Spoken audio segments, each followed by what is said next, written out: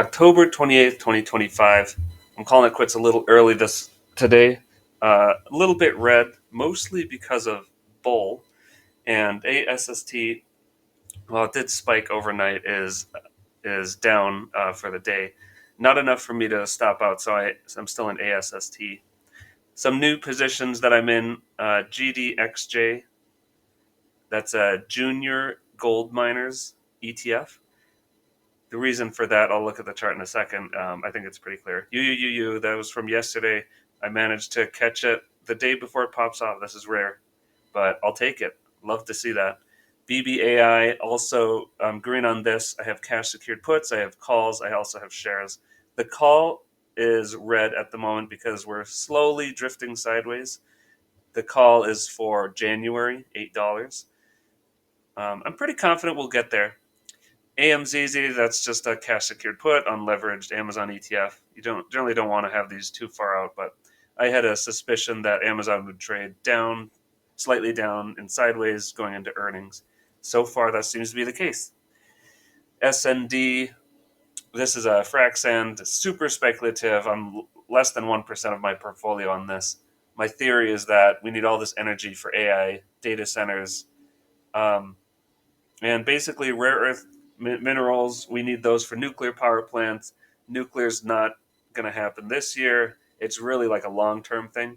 But what is almost readily available are these oil companies. They already have lots of oil rigs set up.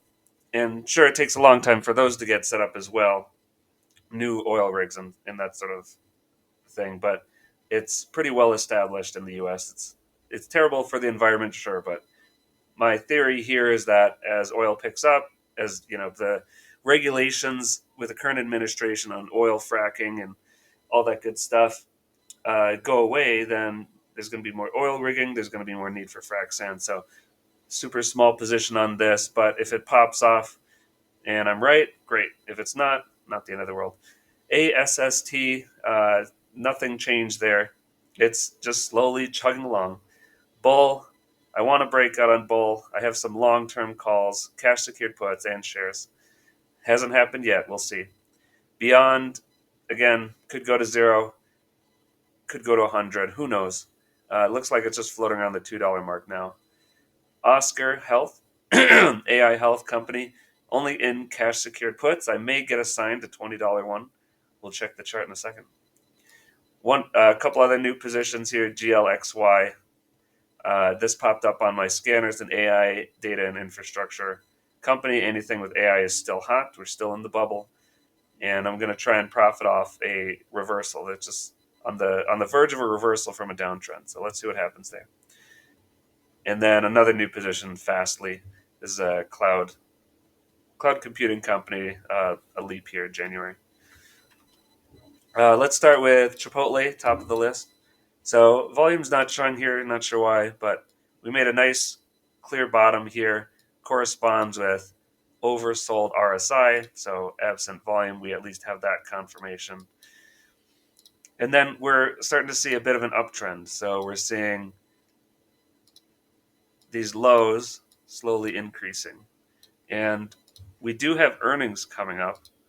I'm not sure why it's not showing here. I think TradingView is slightly broken right now, but regardless, earnings is happening very soon. I want to say it's tomorrow, actually. So somewhere in here is earnings. And on my small account, I'm going to try to sell out before earnings. But on my big account, I'm letting it ride. We'll see what happens. I may sell a little bit just to de-risk. But that's my plan for Chipotle. GDXJ, what's the story here? Volume's working on this one.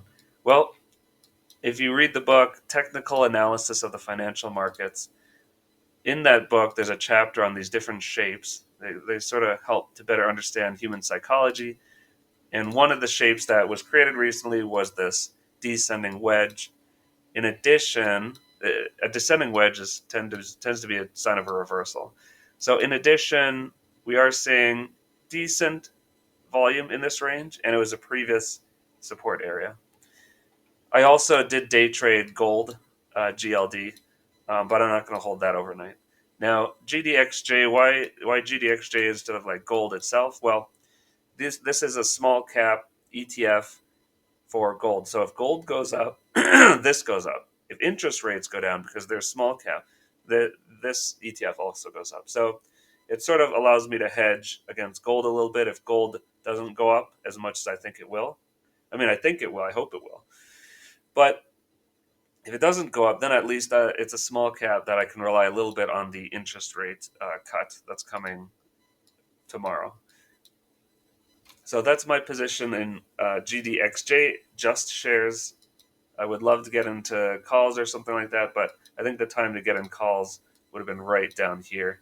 And I have an alert set there just in case it reaches 88.43. Then I'll add calls. What else? So SoFi, yeah, they had earnings. Pretty good. No surprises. Um, it went down at opening today. I did sell my leaps on SoFi, but when it went down, I then sold a cash secured put for $29. So it was around this range.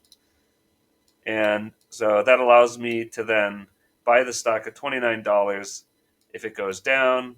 And if it goes up, I just collect the premium. So in my case, I want the premium or the stock because I am confident, especially with these numbers that they're dishing out, that they're going to keep going up long term. And I don't regret selling my leaps though, because look at this premium. Per contract sold, I'm making $130. Supposing they go flat or up, of course. Can't complain about profit. And on $2,800 of the cash secured part, I'm making $130. That's a pretty good return. And I usually sell these if it hits 50%. So I might not even have to hold it for 3 weeks. What I liked about that, I did a separate video on this. What I liked about that, coming out of a downtrend, nice support level. We had nice bounces in here on high relative volume. Well, let's take a look. The first bounce wasn't so high. The second bounce was pretty good. You had this sustained increase, and then you had a general sustained increase in relative volume while you're inside this rectangle, which is a nice sign of accumulation.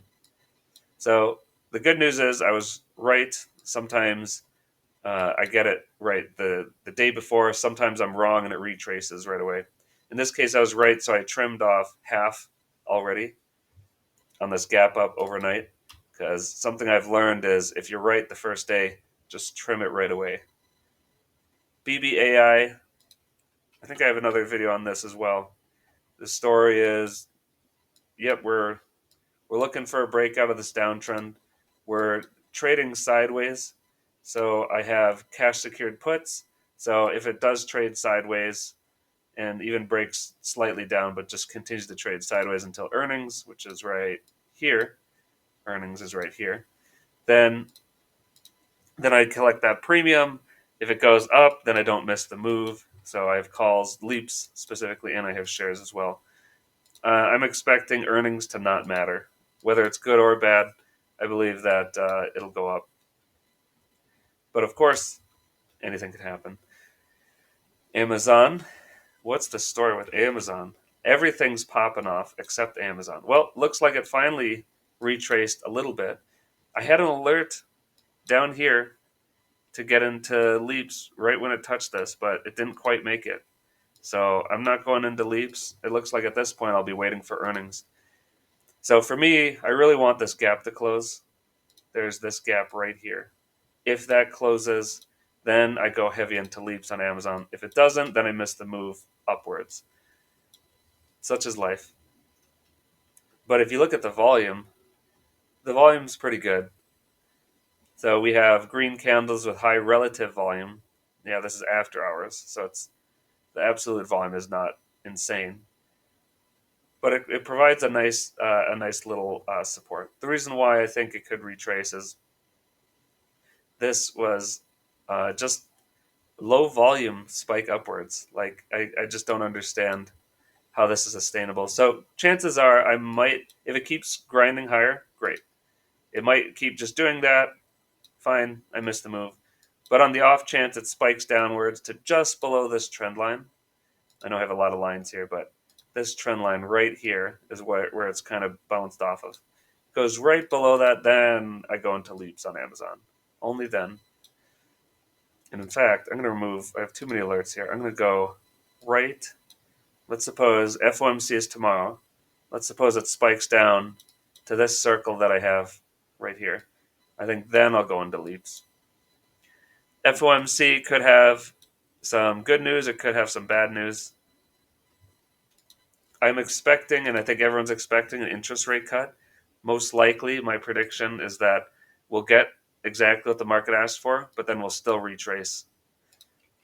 So on SPY, I did have SPY puts overnight, and I did sell them for a small loss. It did retrace the gap, which is great, but I still took a loss on that. I also had snow puts. I actually made a profit on that. It's only visible on the smaller time frame where you can see this, but my strategy was all about this upper resistance line.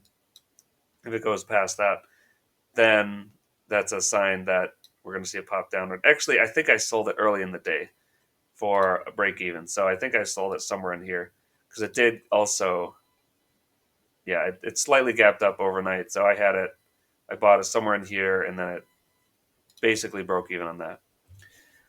What else? SND, yeah, this is the super speculative one. Super speculative. There's no traffic, no volume at all. It's just crazy how low volume it is. Like every 4 hours, how many shares are we seeing traded? Yeah, like 1,000 shares traded an hour. A few things that are really bullish on it, though. I mean, the on balance volume, this indicator down here, is just going straight up. That means there's more buying on the. That means there's more volume on the green candles than the red candles.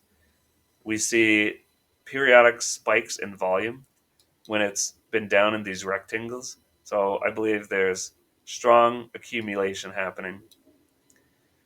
So someone I think is building up a position for earnings. So I'm going to hold this through November 11th.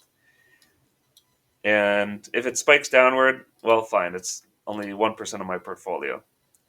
But if it spikes upwards and I'm right, my theory is right, then I'll celebrate. ASST, let's take a look at the chart on ASST. Zoom in here real quick. Still hasn't hit my bottom level. It's holding on. It hasn't hit my stop loss. I keep it. I've been keep changing my stop loss, but I haven't seen a candle like a 1 to 2 hours candle close. I haven't seen it close underneath my stop loss, so that's why I'm still holding. I really want to see a convincing close, and we do have a slight break upwards now, so that's good news.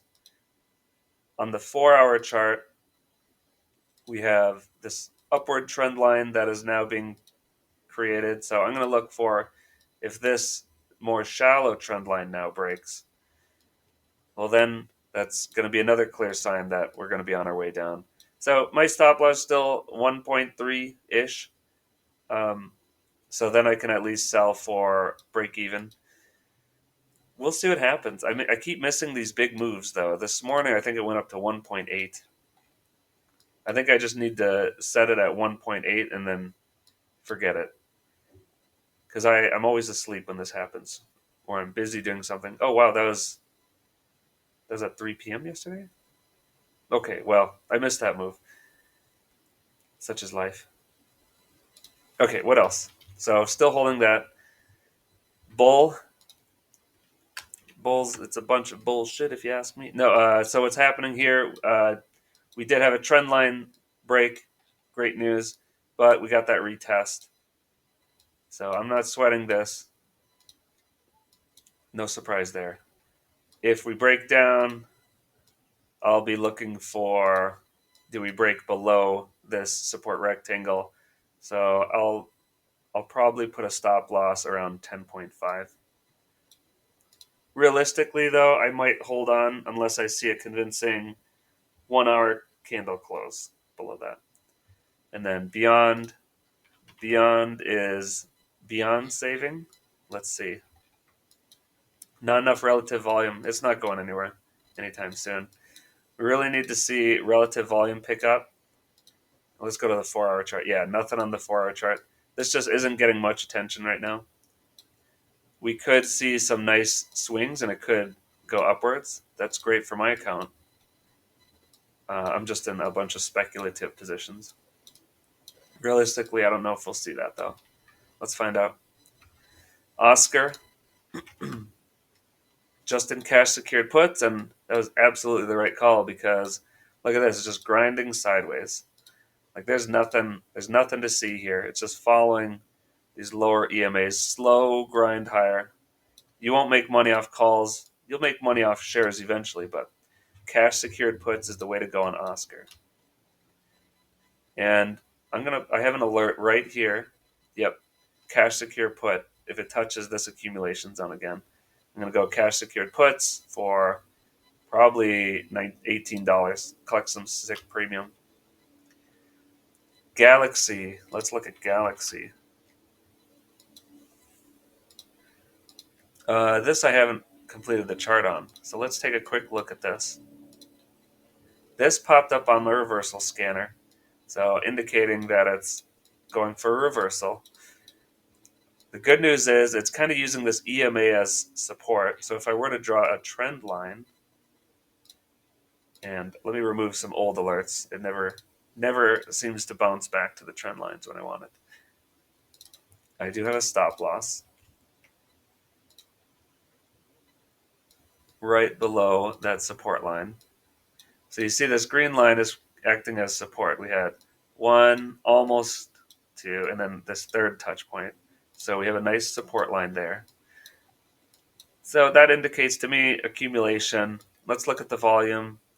Yeah, this is on the 4-hour chart. Every dip, we have a nice little spike in relative volume. Here on the 1-hour chart, it's not necessarily a spike. It's sort of more shallow, but consistent. Yep. As we spike downward, you see that relative volume that just gobbles up the shares whenever it reaches that zone. So now, and the big thing is huge relative volume here. So that's why it popped up on my scanner. Yesterday we had huge relative volume with really little movement here. Like if you think about it, the volume spike should also indicate a huge move. And if you look at the candles, that tells me that there's huge buying pressure. So this big red candle that we're looking at right here, that's how many shares traded? 170,000 shares traded. The next candle, 130,000 shares traded. Look at that tiny candle. So I think there's no way that this goes down. It could trade sideways for a bit longer, but its earnings were solid. I mean, this company is this. I think this is a solid stock to hold long term. But I'm not a buy and hold guy usually, so I'm going to try and get my 50%, 30%, whatever the call gives me, and then I'll get out within a week. But honestly, this could be a nice buy and hold. I'll look into this company more. So Galaxy, I'm excited about. FSLY, let's check out the chart on that. Yep, another possible reversal. I didn't catch it as early as I wanted. I will likely see it touch this. I'm hoping it touches this line right here before earnings. So then I can sell out half or most of my call options before earnings. Let me save that. Currently in the red on these leaps. So if it just hovers, if it just goes sideways, doesn't do much, well, not the end of the world. I got time. If it goes down, that sucks. But actually, let's look at the support line. Where's the support line? If I were to just draw one right now, it looks like there's a rough support at the green line. The only other confirmation I'd want is to look at volume. And it seems like the volume is pretty good whenever it touches this point right here. Yeah, so you see that went red, and then the next candle had some pretty good volume. Although that's on a red candle, I should zoom in. Yeah, that's actually on a red candle. That's probably selling volume. So that's not a good example, but it is bouncing quite nicely off this support line. Let's see what else. Yeah, here's a little bit of it. Anyways, it just shows that there are buyers at this level, and that's exactly what we want to see. And the fact that this is one of the healthier companies that I trade, where it's actually profitable, it looked like. Oh, not profitable, but having really good earnings. Okay, I don't like to buy and hold not profitable companies, but maybe, maybe in the near future they'll be profitable. We'll see. Now, this company is also interesting. They've gone down to, what was their low? $4.7. Oof. Yeah, but their high is, oh my gosh, look at that. Another one of these cases where it started at the moon and went all the way down. So let's see what happens here.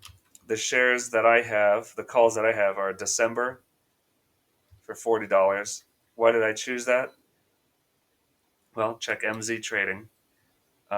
One of the most common stocks traded was the $40 strike, and I ended up going with December. I'm not sure what's going to happen tomorrow. Let's see.